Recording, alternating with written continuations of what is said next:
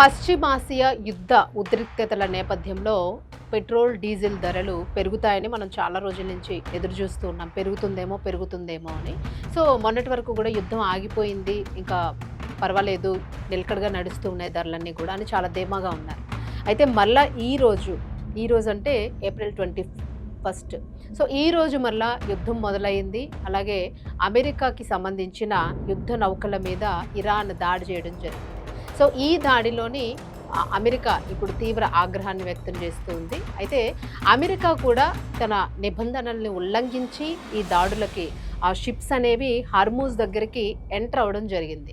So, నిబంధనల్ని ప్రతిసారి ఉల్లంఘిస్తున్నప్పటికీ కూడా ఇప్పుడు చాలా క్రిటికల్ కండిషను, యుద్ధం ఆపేస్తున్నాము, ఇంకా వద్దు యుద్ధం అని అనుకున్న తరువాత ప్రశాంతంగా నడుస్తుంది అన్నప్పటికీ కూడాను ఇరాన్ అప్రమత్తంగానే ఉంది. ఎందుకంటే అమెరికాని కానీ, పాకిస్తాన్ని కానీ, లేదని అనుకుంటే ఇజ్రాయెల్ని కానీ ఏ రకం కూడా ఈ ఒప్పంద కార్యక్రమాన్ని నమ్మే పరిస్థితుల్లోని ఇరాన్ కనిపించడం లేదు. కాబట్టి అది అప్రమత్తంగానే ఉంది.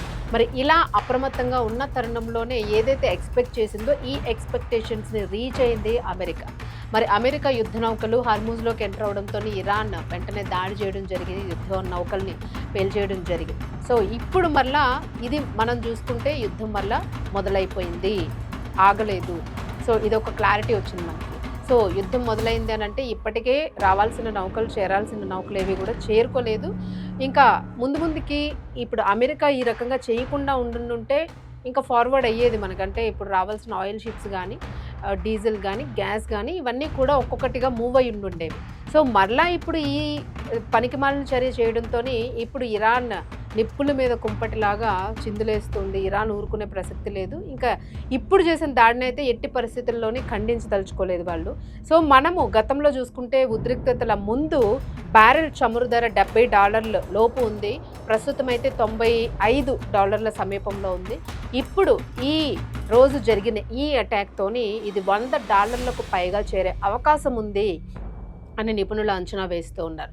ఒకవేళ ఇదే గనక జరిగితే ప్రస్తుతము ఇప్పటి వరకు కూడా ధర పెంచాల్సి ఉన్నప్పటికీ కూడా పెంచకుండా భారతదేశము, కేంద్ర ప్రభుత్వము చాలా చాకచక్యంగా ఆచితూచి అడుగులు వేస్తూ కూడా జాగ్రత్తలో ఉంది. సో, ఈ నేపథ్యంలోనే ధరలు పెంచకుండా ఆగింది. ఎందుకంటే ఎలక్షన్స్ ఉన్నాయి కాబట్టి ధరల్ని పెంచలేదు. అలాగే ఈ రాష్ట్రాలకి సంబంధించి అసెంబ్లీ ఎన్నికల పోలింగ్ పూర్తయిన తర్వాత ఇంచుమించుగా ఈ నెల 29 తర్వాత ధరలు పెరిగే అవకాశం ఉంది. ఖచ్చితంగా ధరలు పెంచకపోతే మాత్రమే ఇంకా దాన్ని బ్యాలెన్స్ చేయడం అనేది చాలా కష్టము అన్నట్లుగా కేంద్రం డిసైడ్ అయినట్లు కొన్ని వార్తలు అయితే మనం వింటూ ఉన్నాము. దీనికి సంబంధించి నిపుణులు కూడా హెచ్చరిస్తున్న పరిస్థితి. ఖచ్చితంగా 29 తర్వాత ధరలు అయితే పెరుగుతాయి అని.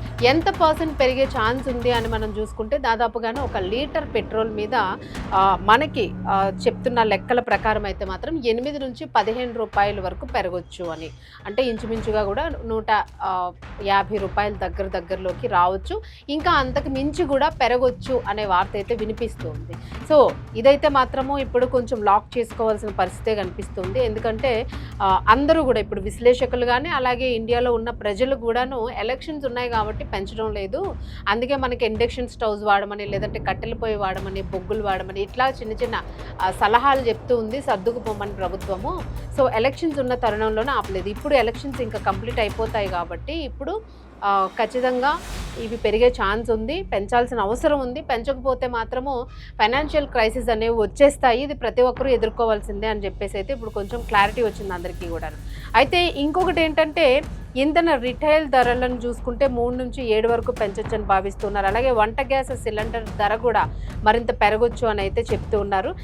ఇప్పటి వరకు చూసుకుంటే అంటే అసలు మనకి ట్యాంకర్స్ కంటే గ్యాస్ కానీ, పెట్రోల్ కానీ వీటిల్ని ఇప్పటికే చాలా తక్కువగా ఫిల్ చేస్తూ ఉన్నారు. ఒక్కొక్క ట్రక్కి కూడా ఇంత డీజిల్ మాత్రమే ఇస్తాము అని చెప్పేసి, కొంత ఇంతే నింపుతాము అని చెప్పేసి అనధికారిక పరిమితులు అయితే ఉన్నాయి. అలాగే ట్రక్కుల యజమానుల సంఘాలు ఇప్పటి వరకు చెప్పారు, మేము దాదాపుగా ఒక పొడగాటి లైన్స్ ఉన్నాయి, ఇన్ని లీటర్లు మాత్రమే గ్యాస్ ఇస్తాము, పెట్రోల్ ఇస్తాము, ఇన్ని కేజెస్ మాత్రమే అని ఇప్పటి వరకు చెప్తూ వచ్చారు. బట్ అది ఇప్పుడు నిజం కాబోతుంది. ఈ మధ్య అంతా కూడా మీడియేటర్స్, దళారులను మనం ఏదైతే అనుకుంటాం వీళ్ళందరూ కూడా కొంచెం డబ్బులు సంపాదించేసుకున్నారు మా మీద భారం వేసి అని వాళ్ళందరూ కంప్లైంట్ చేస్తూ ఉన్నారు. బట్ అది మాత్రం ఇప్పుడు వాస్తవం కాబోతుంది. సో, అందరూ అప్రమత్తంగా అప్రమత్తంగా ఉండండి. గ్యాస్, డీజిల్, పెట్రోల్ ధరలు ఖచ్చితంగా త్వరలో పెరుగుతాయి. ఎందుకంటే యుద్ధ వాతావరణం వల్ల మొత్తం ఎంటైర్ సీన్ అంతా కూడా చేంజ్ అయ్యే పరిస్థితులు కనిపిస్తూ ఉన్నాయి. సో ఇది పరిస్థితి. ప్రతి ఒక్కరికి కూడా ఇవి సేమ్ ముందు ఏదైతే కేంద్రం హెచ్చరించిందో జాగ్రత్తగా ఉండండి, పొదుపుగా వాడండి అని. ఇప్పుడు రేషన్ సిస్టమ్ని కూడా ఖచ్చితంగా ప్రకటిస్తారు అనే వార్త కూడా ఇప్పుడు హల్చల్ అవుతుంది. సో ఇది హల్చల్ కాదు, ఇదే వాస్తవం అయ్యే అవకాశాలు కూడా ఎక్కువగా కనిపిస్తూ ఉన్నాయి మనకి. సో మళ్ళా సీన్ రిపీట్స్, సేమ్ మనం మొన్నటి వరకు ఏది ఫేస్ చేసామో అదే సీను ఇప్పుడు మళ్ళీ ప్రారంభమైంది.